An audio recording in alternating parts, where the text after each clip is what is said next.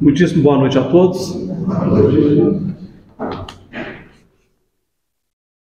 Uma grande alegria poder estar aqui, de encontrar vocês, estar com vocês, que possamos juntos fazer desse casamento uma coisa bacana, né? Fazer desse momento um casamento legal. Mas talvez, aí, antes de eu falar do talvez, podem ficar à vontade para fazer a interrupção na hora que vocês acharem melhor, tá, gente? Nesse nosso casamento aqui, é possível interrupções. O máximo que pode acontecer é eu ficar com raiva e querer separar, né? Mas eu estou no aprendizado também, então não tem problema, né? Então, isso é uma coisa boa da gente enxergar também, que estamos no aprendizado. Me parece que isso torna as coisas mais leves. O casamento fica mais leve quando a gente percebe que a gente está aprendendo. Então pode interromper. Nessa proposta, então, eu não tinha pensado dessa forma, não, mas quando o Carlinhos chegou falando do casamento, eu vou me atrever a fazer as associações, pensando que esse casamento pode ser uma coisa boa. Na verdade, acho que todo mundo, quando casa, pensa que é uma coisa boa, né? Ninguém casa pensando que é uma coisa ruim. Já começa por aí. Olha que interessante a proposta, né? Olha que interessante. Ninguém casa pensando que é uma coisa ruim. Mas talvez, a gente casado, aí os cônjuges aí talvez consigam pensar sobre isso. Às vezes a gente lembra e fala assim, nossa, que saudade de estar na casa da minha mãe. O que eu estou fazendo nessa casa aqui que eu casei? Meu Deus do céu, para que eu fiz isso? Onde é que eu fui amarrar minha égua? Talvez alguém pense isso, não sei, né? Talvez.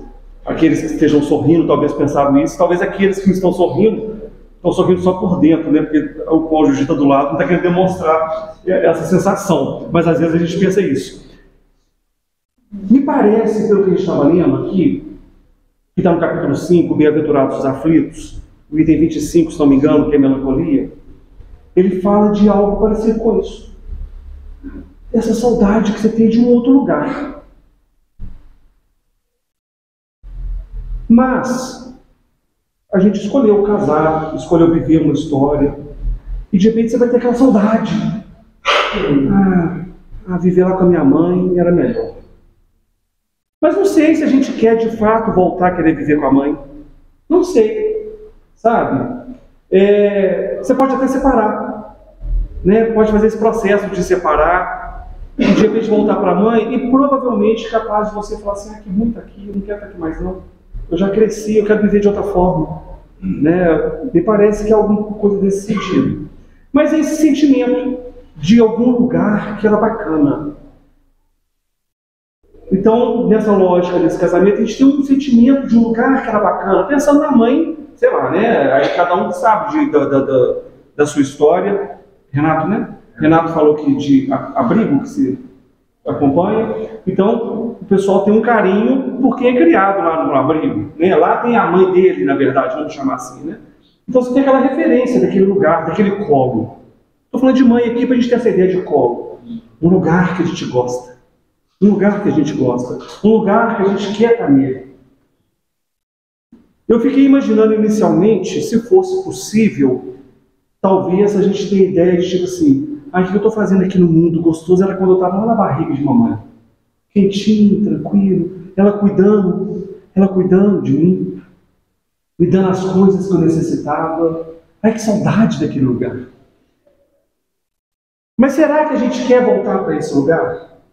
Vamos pensar sobre isso. Porque na melancolia, o que é apresentado aqui para a gente, pelo menos na minha percepção, e a gente vai conversar sobre isso, ela fala de uma tristeza que abate o ser. Abate o ser. Do nada te dá aquela tristeza. E me parece associada com essa saudade de um outro lugar. Mas que saudade de que lugar? Vamos pensar então, se é uma tristeza que abate o ser, quem somos nós? Aí a gente já começa a refletir sobre uma outra coisa. Se bate uma saudade de algum lugar, eu estou achando ruim esses desafios, ai, por que passar por esse tanto de coisa? Porque aqui, provavelmente, vocês devem passar por um tanto de coisas. Um tanto de tempestades, um tanto de dificuldades, provavelmente deve acontecer isso. E não tirando a alegria de vocês, se não estão passando por tempestades, vocês vão passar. Tá? É assim. É assim. E aí, agora? Como é que faz? A gente vai pensar, e agora? Ah, bom era onde eu estava. Então esse texto ele fala um pouco disso. Ele fala dessa tristeza, e a gente vai ler o texto aqui com calma, tá? A gente lê o texto pequeno, que a gente consegue abordar ele todo. Ele fala dessa tristeza que abate a gente. Ele fala também de uma esperança. Porque da mesma forma que me incomoda os desafios, porque eu sei que existe um lugar mais legal, que eu tenho saudade desse lugar mais legal, da mesma forma, ele fala de esperança também. Porque se eu sei que existe um lugar mais legal que eu vim, eu sei que tem um lugar mais legal que eu posso ir. Então essas tempestades que passamos são passageiras. São passageiras. O texto nos apresenta, como Cristo o tempo todo nos fala, de esperança. De esperança. Mas esperança na luta, né? A esperança no trabalho, a esperança com a gente vigiando. Porque diante desse momento de fragilidade, o texto também nos fala que é preciso a gente fazer um movimento para sair dele. Porque onde estamos tem uma razão de ser. Onde estamos tem uma razão de ser. Se existe uma tempestade, e eu vou achar ruim, porque gostoso era quando era verão. Gostoso era quando era primavera. E agora está um frio danado nesse inverno que eu estou vivendo. Tem uma razão de ser. Tem uma razão. E a gente não pode perder a certeza de que a primavera vai chegar de novo. Que tristeza é essa, pensando nessas questões de estações do ano aí como se fosse um inverno? Aí a gente precisa agora, talvez, tentar dar nome aos bois, tentar entender isso melhor. Por que de tristeza? A melancolia quanto essa tristeza muito grande, tá? Vamos tentar entender isso melhor. Porque de repente você fala assim, nossa, estou muito triste. Não, está triste mesmo, será? O que está acontecendo? Porque eu comecei até a imaginar algumas possibilidades aqui. Porque uma frustração, quando os nossos caprichos não são satisfeitos, gera tristeza. Isso não é melancolia. Isso é um orgulho ferido. Tá, gente? É importante a gente começar a se posicionar. Porque senão a gente acha que um tantão de coisa é depressão, um tantão de coisa é o inverno terrível. Não, não é inverno. De repente a gente está na primavera, maravilhosa, mas só porque o nosso capricho não foi atendido, a gente está todo para baixo. Estão entendendo? É bacana a gente começar a pensar sobre isso. O que é isso que eu estou sentindo de verdade? E tentar descobrir o que eu estou sentindo de verdade não é problema. Ruim era quando a gente não queria, a gente não preocupava no que a gente estava sentindo. Como a gente vai começar então, sair da nossa zona de conforto e tentar descobrir sobre o que a gente está sentindo? Isso vai gerar um ponto de equívoco mesmo. A gente não estava acostumado a pensar nisso. A gente não estava acostumado, a gente estava indo no automático. A gente estava indo, casando por conveniência, conforme ela falou, a gente casava por outros motivos. E agora? Ah não, agora eu quero casar porque eu quero viver bem com alguém, com um propósito. E agora? Não está dando certo? Por quê? Aí você começa a refletir sobre as coisas. Então, se posicionar é importante. Está aqui o pincel, né? Para a gente começar a tentar entender sobre o que é essa tristeza.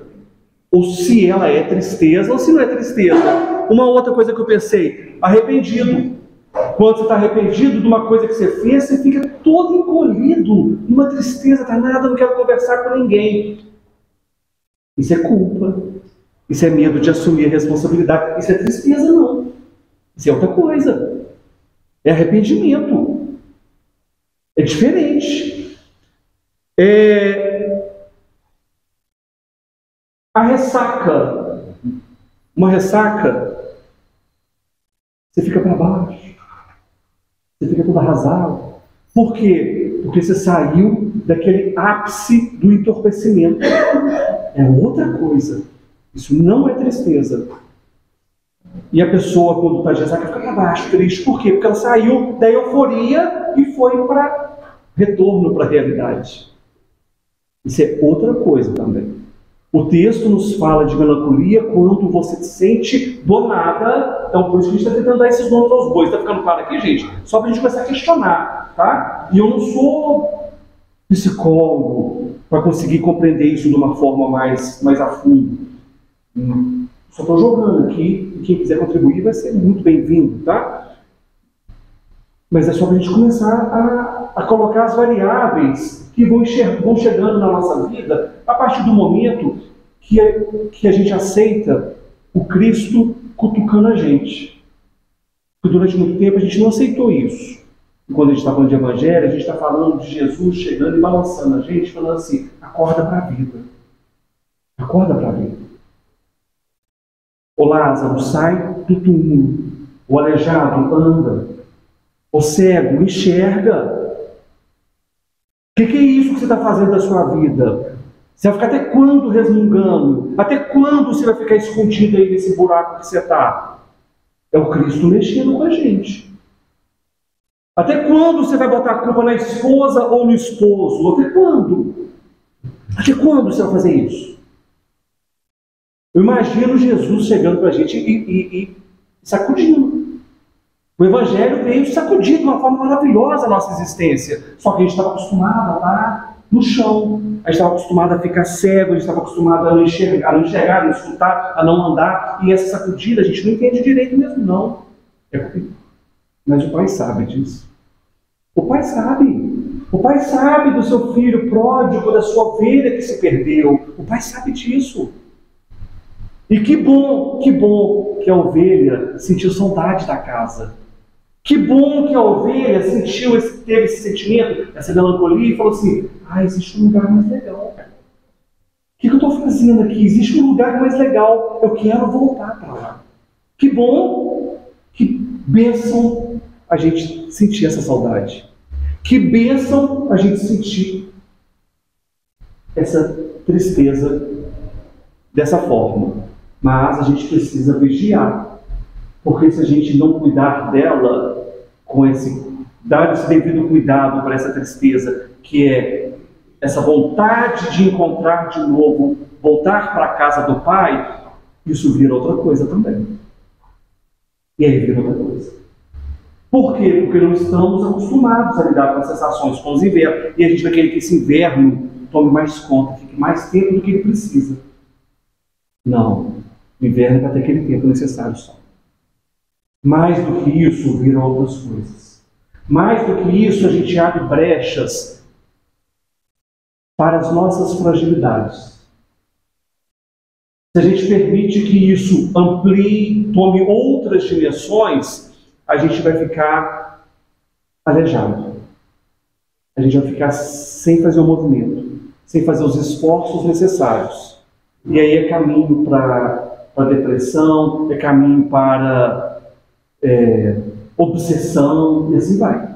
São brechas que a gente vai abrindo, permitindo outras coisas. Por isso que é importante a gente se posicionar, tentar entender onde estamos.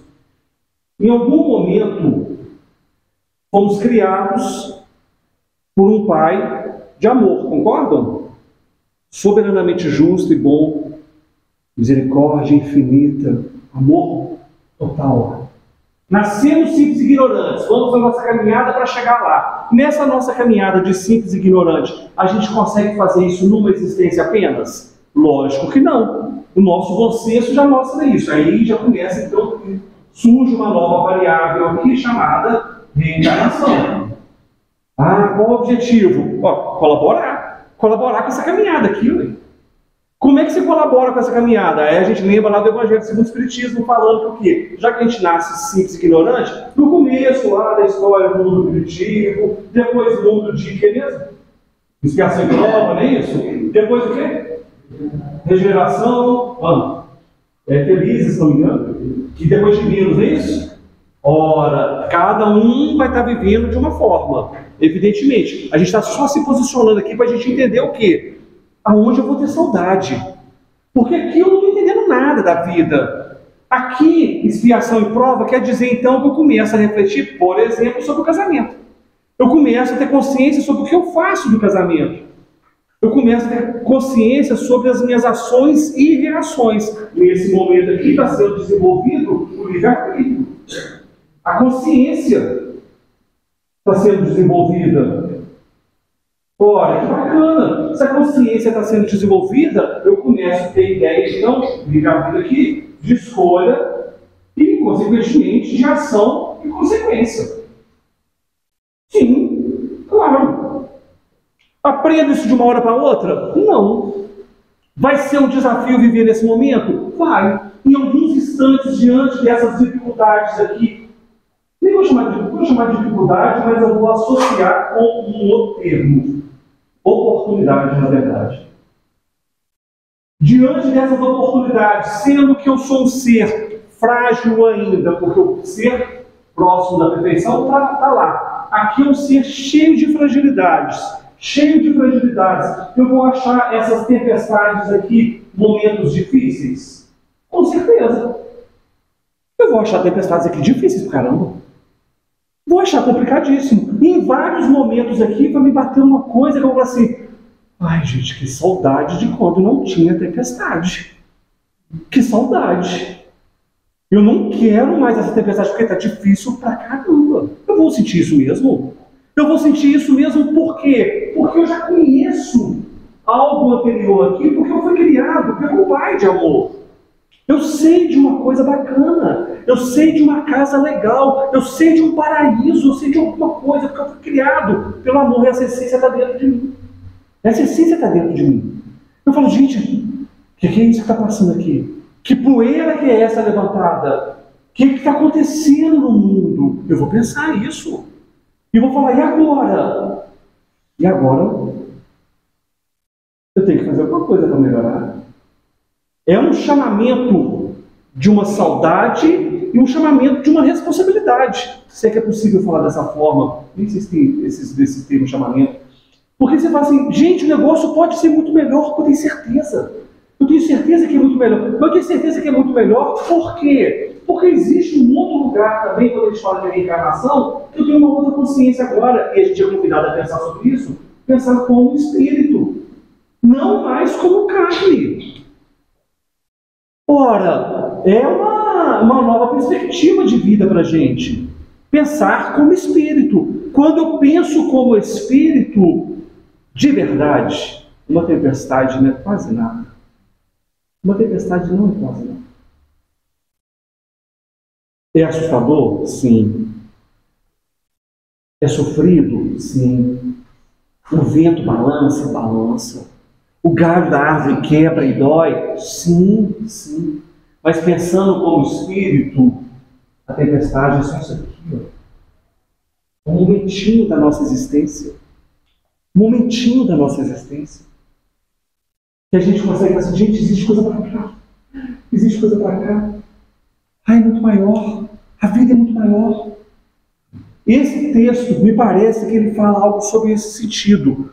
Então, quando a gente começa a definir essas características que eu fui pensando em colocar, ele vai apresentando isso para a gente. Vamos ver se faz sentido. Começa da seguinte forma: sabeis por que às vezes uma vaga tristeza se apodera dos vossos corações e vos leva a considerar amarga a vida? Começa desse jeito. Por quê? Por quê? Do nada, uma vaga tristeza vem e você começa a fazer o que é isso? Mais ou menos, um adolescente do nada tendo aquela tristeza. Volto a ressaltar.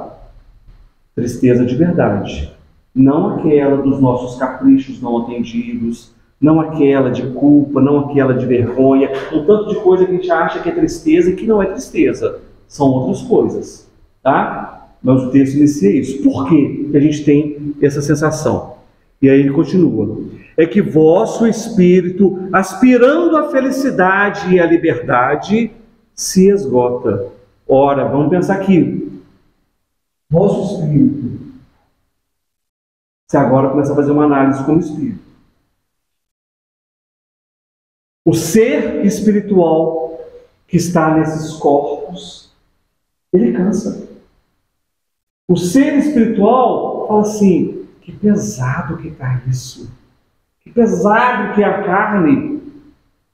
Que cansativo que é isso. E é mesmo. Porque nós somos espíritos. Nós somos espíritos. Por isso da gente começar a pensar como espírito. E a gente vai olhar para a carne e começa até a ter um outro valor para ela. Como apenas uma ferramenta material para o crescimento do nosso espírito. A gente começa a dar um outro valor para essa proposta de encarnação. É uma outra coisa. É que vosso espírito, aspirando à felicidade e à liberdade, se esgota, jungido ao corpo que lhe serve de prisão. Em vão, esforços para sair dele. Reconhecendo, isso está no Evangelho segundo o Espiritismo, capítulo 5, item 25, tá, gente? Reconhecendo inúteis esses esforços, cai no desânimo, e como o corpo lhe sofre a influência, o abatimento, uma espécie de apatia, e vos julgais infelizes. Então, esse momento, o ser espiritual, ele se sente e desperta essa consciência que ele está preso na carne. E isso é desgastante. Sim. Porque o outro lugar é que é a nossa vida. O outro lugar é que é a nossa vida. Se a gente começar a ter essa consciência, a gente vive melhor onde a gente está. Porque a gente entende o que a gente está fazendo aqui. Por isso que eu até comecei a fazer essa caminhada aqui. Porque eu preciso entender o que eu estou fazendo na minha caminhada. Porque eu estar fazendo aqui vai refletir nas minhas sensações. Vai refletir sobre o meu bem-estar. Objetivo da reencarnação, né? 132, 132 você falou, né? Objetivo da reencarnação. Se eu não estou cumprindo um objetivo, eu estou feliz? O que vocês acham? Não! E aí nesse capítulo também fala, a felicidade não é deste mundo, quando a gente está aqui, né? Expiação e prova, não sei o que e tal. Felicidade não é desse mundo. E que felicidade que a gente está buscando? Qual felicidade? Você tem que só falar alguma coisa de um filósofo falando que é da felicidade? Foi esse termo mesmo? Foi esse. Só a beleza, né? A beleza, foi beleza na verdade, né? O que é felicidade? Já tem uma novela, né, antigamente, um monólogo, o que é felicidade? O que é felicidade, na verdade? Para a gente começar a pensar. Porque o que eu busco para me tornar feliz? E aí eu vou ver, inclusive, como eu me sinto vazio. Como eu me sinto vazio. Buscando coisas que não me satisfazem. O que me satisfaz de fato? Aquilo que satisfaz o espírito. O que não satisfaz o espírito está entorpecendo a gente. Entorpecendo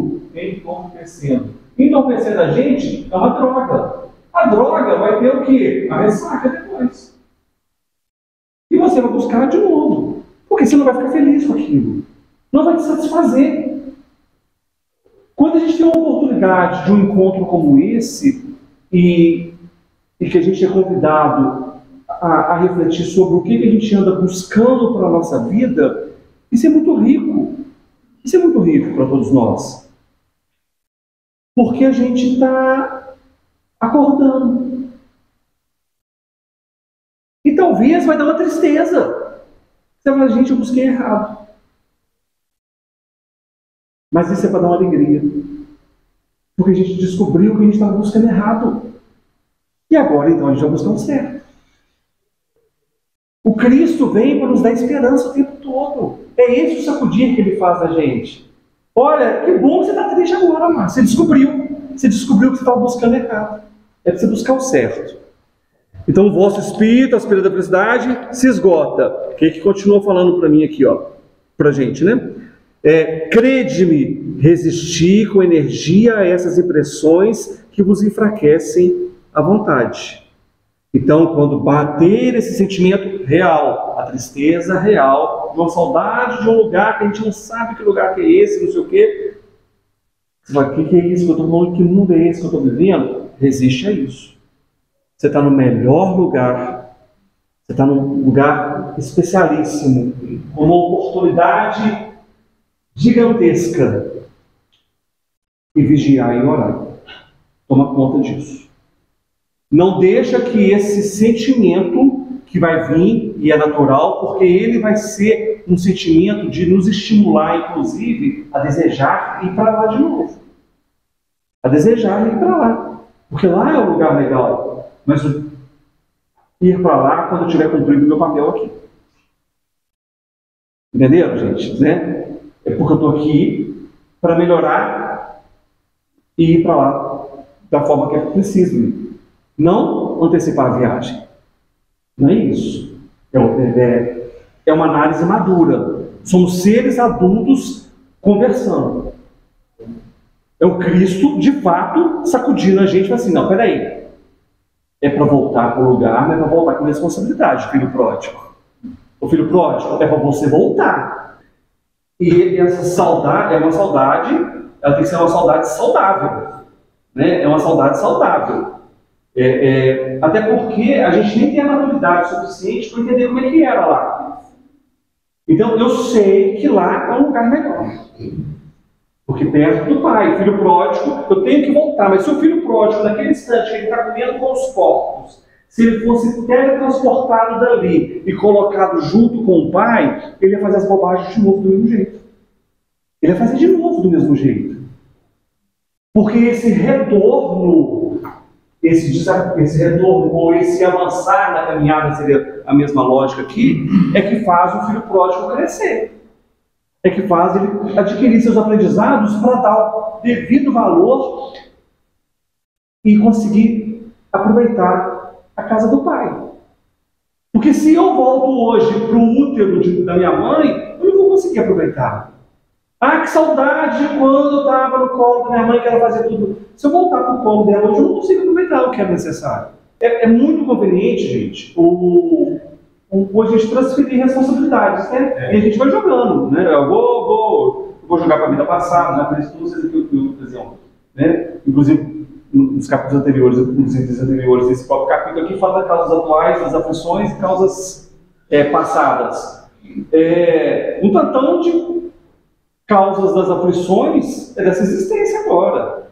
E por conveniência, um tantão de vezes eu vou chegar e falar assim, a dor de cabeça aqui é porque na vida passada eu acertaram na cabeça. Não, eu tô com dor de cabeça agora porque porque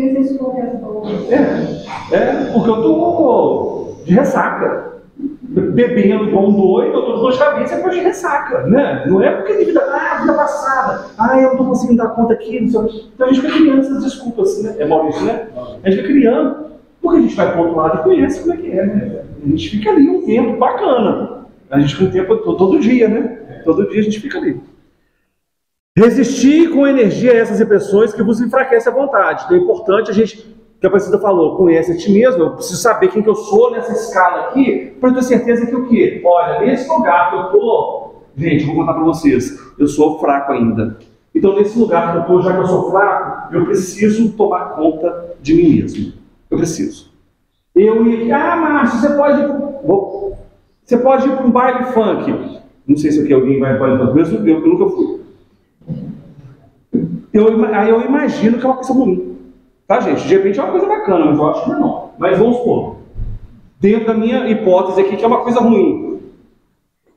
Se eu for lá, como eu sou fraco, tem chance de eu me sujar no lodo. Eu não sou luz ainda. Luz entra no lodo e não suja. É verdade. A gente escuta isso, né? Mas eu sou luz? Eu não sou. Então eu tenho que evitar o lodo. É isso mesmo. Já falei para vocês aqui, eu fumava 3 maços de cigarro por dia. Eu vou pegar um cigarro só se eu for louco. Eu tenho que evitar isso. Se eu não sei beber, eu tenho que evitar o primeiro gole? Tenho. Se eu tenho dificuldades com relacionamento, eu tenho que tomar cuidado em relação a isso? Tenho. Ué, é natural, né? O movimento é esse. Então a gente precisa vigiar. Porque, inclusive, numa das questões, aí dentro dessa tristeza, voltando à tristeza também, acaba é 9, né? Uma das coisas que a gente precisa se vigiar também, porque, inclusive, quando a gente sabe desse mundo espiritual e nos estudos que a casa proporciona, a gente sabe de influências que existem sobre a nossa existência no mundo espiritual também. Então, se eu abro uma brecha para a tristeza sem a maturidade adequada, eu penso nessa melancolia aqui como uma saudade disso, fica aquela lamentação, eu estou abrindo uma brecha aqui para outras influências.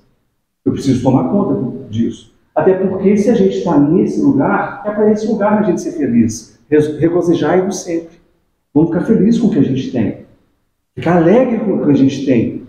Com a oportunidade que a gente tem. Que bacana que deve ser lá na casa do Pai, porque eu sei que o Pai é... Então faz um movimento para você ir para a casa do Pai.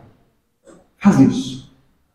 Em vez de ficar, como é que é? Não sei. Não, faz um movimento. A gente está aqui para esse movimento na realidade. Me parece que é algo assim, né? São inatas no espírito de todos os homens, estou lendo justamente o item todo. São inatas no espírito dos homens, de todos os homens, as aspirações por uma vida melhor.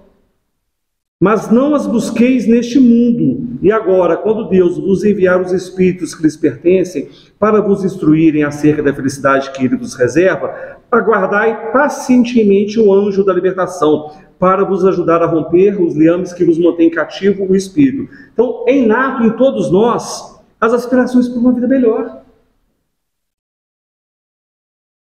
Aquela pessoa que a gente faz o julgamento de forma inadequada, que ela é um criminoso terrível, e eu falo que a gente faz um julgamento cruel e inadequado, porque muitas das vezes, talvez na grande maioria das vezes, a gente condena os seres, né? Então a gente precisa, é um convite para a gente olhar isso de uma outra forma.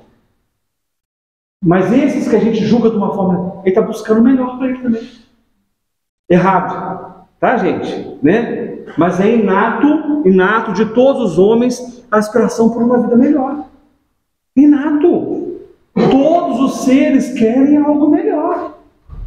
É isso mesmo, todos. Buscamos, distraindo como filho pródigo, de forma equivocada, em função da nossa imaturidade, que está relacionada com o nosso grau de evolução.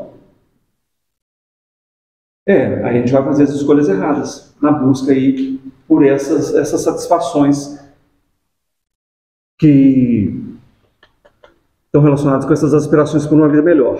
Lembrai-vos de que durante o vosso degredo na terra, tendes de desempenhar uma missão de que não suspeitais, quer dedicando-vos à vossa família, quer cumprindo as diversas obrigações que Deus vos confiou. Então, nessa nossa caminhada na terra, a gente tem as nossas obrigações.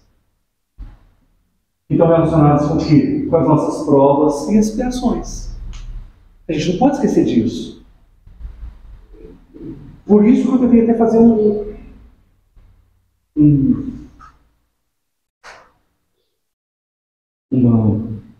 como é que chama?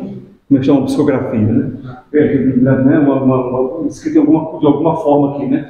Eu tentei fazer uma sequência aqui, uma linha, para a gente tentar entender a lógica do processo. Olha, eu preciso me posicionar para saber das dificuldades, ter certeza que eu quero um lugar melhor. Sim, essa melancolia está associada ao quê? Eu quero ir para um lugar melhor. Nesse lugar melhor, aonde que eu estou na minha caminhada? Onde eu estou na minha caminhada, eu preciso tomar cuidado para não romantizar.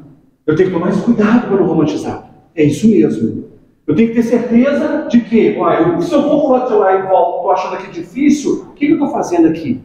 Como é que eu estou fazendo aqui? Estou fazendo da forma equivocada, me parece. Porque eu tenho obrigações aonde eu estou hoje em dia.